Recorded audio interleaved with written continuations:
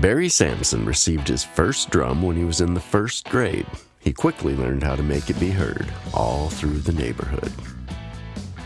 I learned when I was in first grade, and my dad bought me a little snare drum, and I remember the first time I played it was we were lip syncing to the Monkees in my garage while I was playing a snare drum. So you probably couldn't hear any of the music because I was just banging the crap out of that. And then continued to play through grade school. And it wasn't until high school that I actually got to sit at a trap set. After playing with friends from the neighborhood in local Mason City bands, Barry's first regional band, formed across county lines, was Gray James. Here he recalls how that band came together. I was in this other band, this high school band. We were called Blitz, and we were, playing like little high school dances and little places we could play.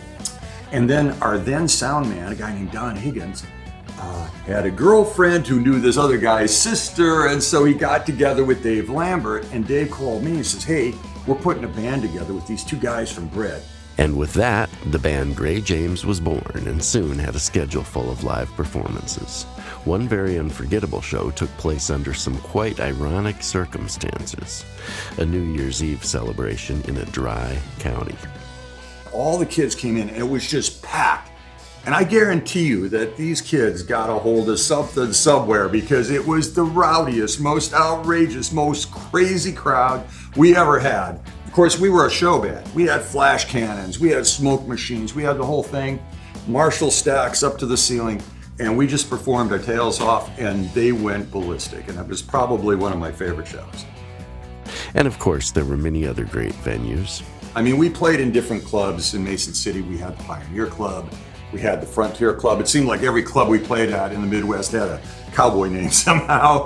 And we'd come in there in our satin and our high heels and our big rock show and go nuts. But it all played really well. And I played with that band for about 2.5 years. And I realized personally that my interest was more in the show than it was in the music. And I said, well, what am I going to do? I love show business. I love this. What about filmmaking? After selling his drums to pay for film school, Barry was off to the West Coast. An award-winning director, he has worked on many films and movie trailers. Early in his career as an editor, Barry also worked as a cameraman. We're driving up the coast, and who are we going to interview? Bob Dylan. So we're looking for Bob. We're supposed to find him at this gas station or at this place up on the PCH. Nobody's there. So this jogger comes up, got the hood, pulls the hood off. It's Bob Dylan.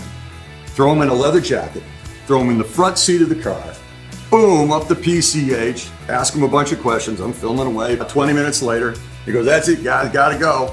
Hops out, gives us the jacket, throws on his hood, and off jogs Bob Dylan. Today, Barry's favorite collaboration is with his daughter, Chanel Samson, who studied at Paul McCartney's Liverpool Institute of Performing Arts.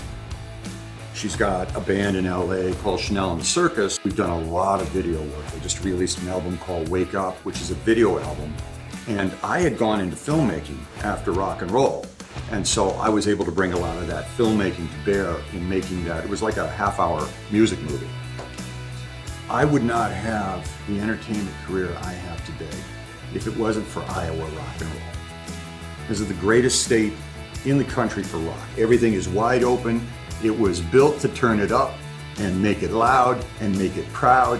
And I don't think I could have come from a better place.